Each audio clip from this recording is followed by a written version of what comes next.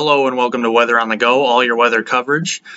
Happy 1st of April, everybody, and remember to leave any comments, questions below, and be sure to subscribe to my channel here as I'll have great content all the way through April, spring, summer, you name it here as we head through the season. We'll do it together here, so subscribe to my channel, and I'll be sure to keep you ahead of all the storms and updated on the latest weather forecast.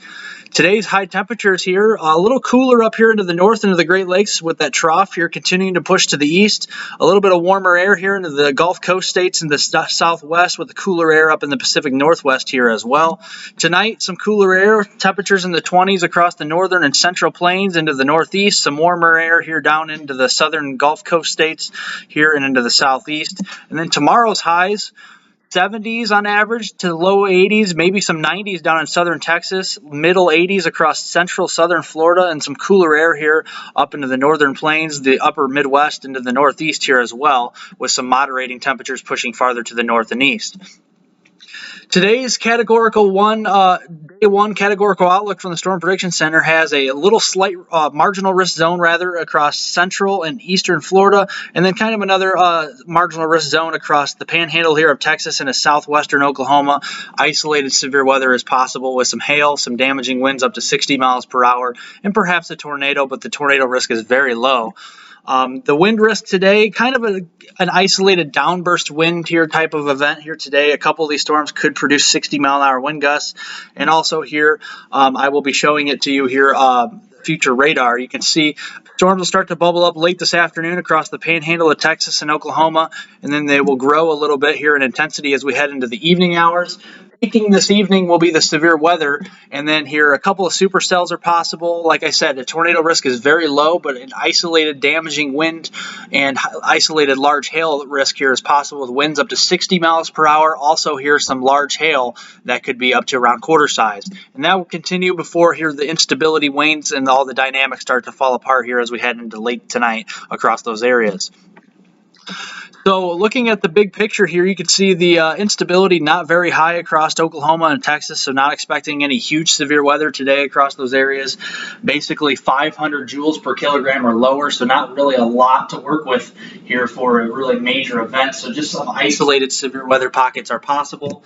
And looking at the shear, there is shear supportive of severe weather here. Sometimes that can make up the lack of instability a bit, but still that's even on the lower end of things here as well. So not looking at a terribly big widespread event today whatsoever, but enough to produce a few embedded severe weather events with some isolated wind damage and isolated hail here potential as well. Looking at tomorrow's day two categorical outlook for the Storm Prediction Center here, central Florida, a slight risk of severe weather with a marginal risk surrounding it, so kind of centered on Orlando, back toward Tampa, Naples, Fort Myers. Those areas could have some severe weather. And you can see the tornado risk tomorrow a little higher than today, 2% risk here, but still not very high at all. But an isolated tornado or two is not to be ruled out, especially from Orlando down toward Tampa, Fort Myers, those areas here, and maybe just north of Miami here as well. Wind outlook kind of goes along with that slight risk zone, 15% wind probability. Winds could be over 60 miles per hour with the strongest storms. And the hail zone here kind of centered on eastern central Florida from Orlando down just north of Miami Beach. Looking at this here as we head through our day today, you can see with Florida's outlook today, you can see basically just some scattered severe weather with the remnants of that front here moving through today and not seeing here, and that will kind of be falling apart as well as we head into the evening hours as it loses the punch. The wind shear kind of displaced to the north here from the main the storm area, storm zone, so not really expecting much in the way of severe weather today. That's why there is a marginal risk in this zone here, and that is kind of waning here by the minute as here the daytime heating is starting to take its peak in the downward trend here for the day. And then the day three categorical outlook here is showing another marginal risk here. This is going into our Sunday night into Monday for South Central Florida. Same areas here could have a couple isolated stronger thunderstorms.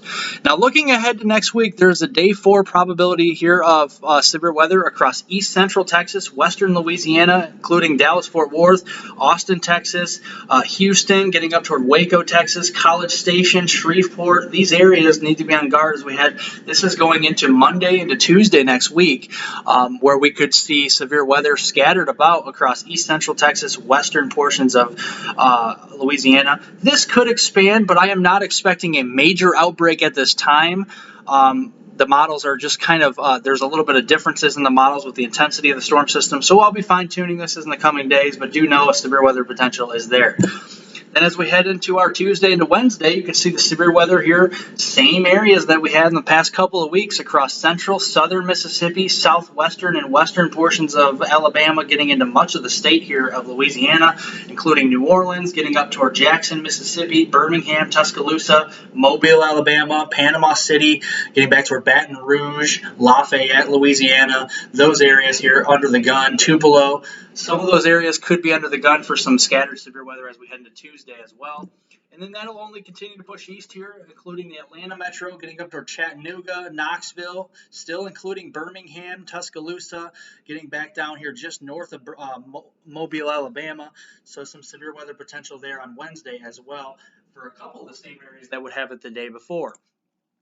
Why is this happening? Looking ahead, this is the vorticity here to show where the energy is here in the upper parts of the atmosphere. And you can see there's going to be a stronger low pressure system, kind of stagnant low pressure across northwestern portions of Iowa, southern Minnesota, with a trailing cold front that will be here pushing down into Oklahoma Panhandle, Texas Panhandle, and this will here be the driving force of the lift for these storms, and this will only continue to push east here very slowly as this kind of upper level low here across the Great Lakes region kind of just spinning about in those areas. Much needed rain in those areas here as well, so that'll be some good news for the drought concerns across portions of Illinois back into Iowa and Missouri, but here's a lot of cloudy skies and rain up into those areas where the severe weather potential here will be focused down here into the south and southeast. Then another piece of energy comes along here as we head into the Tennessee and Dixie Alley regions here as we head into our Tuesday around midday or so. And you can see this is going to be here kind of a trailing here front with some severe weather here along that. And then this will continue to push off to the east here. And then we got another low that'll be forming up into the northern plains with another stronger front, a trailing cold front here that'll be stronger, giving a stronger push. This will kind of be a secondary cold front, if you will, and this storm will kind of occlude, if you will, up into portions here of Minnesota, into the Dakotas, kind of an occluding front, and then with a trailing cold front across these areas, could have some severe weather sparking ahead of that as we head into Wednesday afternoon. And then this low pressure system in the upper levels will kind of move to the east, but kind of revolve around itself here for the next couple of days after that through at least the first week or so of April. So a lot of rainfall and a lot of dreary weather across the upper Midwest, the Great Lakes, the northern plains here, and maybe getting into the Ohio Valley with time, kind of with this stagnant low pressure system here, just not moving very quickly whatsoever. So that will be a concern for those areas.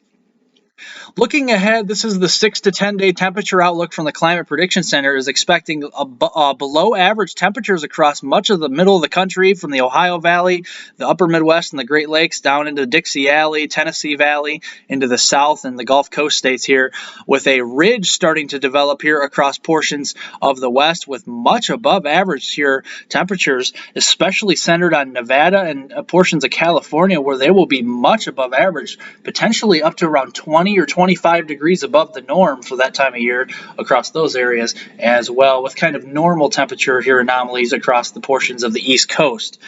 Now, in regards to precipitation, with that trough moving out and that stagnant low pressure system here up to the north, do expect above normal precipitation across the Northeast, the Great Lakes region, into the far northern plains, and then over into the southeast as well, with remnant moisture here from the trough pushing out into the Atlantic. And then much below average here precipitation across much of the southwestern and southern portions of the country, centered on Oklahoma, Arkansas, and Texas, getting back here into the western here part of the country and into the here central and southern plains as well. And then here the 8 to 14 day temperature outlook from the Climate Prediction Center shows below average here anomalies from here the Great Lakes down into Ohio Valley, into the Tennessee Valley and southeast.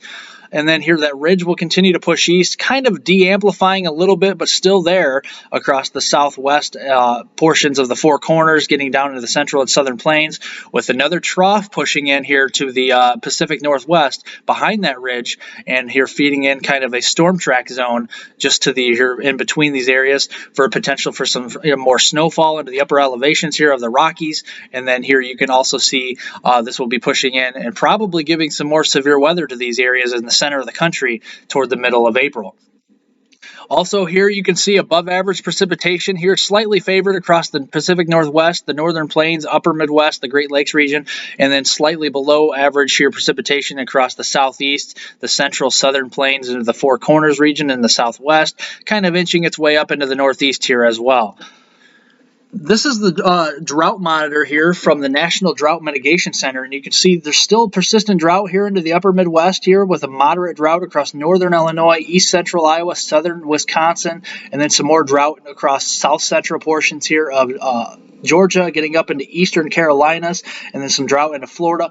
More persistent drought across the western two-thirds of the country, and that is also growing in portions of Oklahoma, Texas, and portions of Kansas. So we'll get any rain we can get, especially in those areas and portions to the west.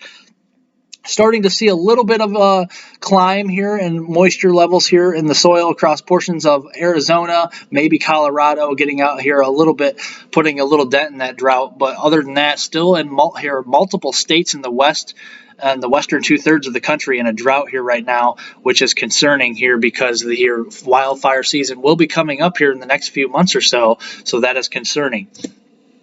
Looking ahead, longer range here, giving you kind of my April outlook all the way through the rest of April. This is around the 10th or so of April, on Sunday here, April 10th, and you can see potentially a storm system in the middle of the country. South of that low pressure system could be seeing here that warm sector with some severe weather. North of there, some snowflakes could be flying, maybe some cold rains across portions of the northern plains into the upper Midwest and the northern Great Lakes regions, with some severe weather inching into the central southern plains once again, the Tennessee and Ohio valleys. And then that is indicative here of the moisture levels kind of feeding off the Gulf of Mexico. The Gulf of Mexico will be open for business toward the middle of the month and kind of ahead of these troughs. And you can see moisture levels surging ahead of that low pressure system here, feeding in, and that will here lead to warmer temperatures as well. Temperatures rising to the 50s, 60s, and 70s, maybe even some 80s down in Texas here, and that will lead to some instability here for some thunderstorms and create the potential for severe weather toward the middle of the month. So we'll have to watch that here as we get closer to the 10th to 12th kind of time frame into April. Here, as we look in the next 120 hours all the way through here, April 11th, Monday, April 11th, around midday, this is the precipitation anomalies or output here of how much precipitation expected.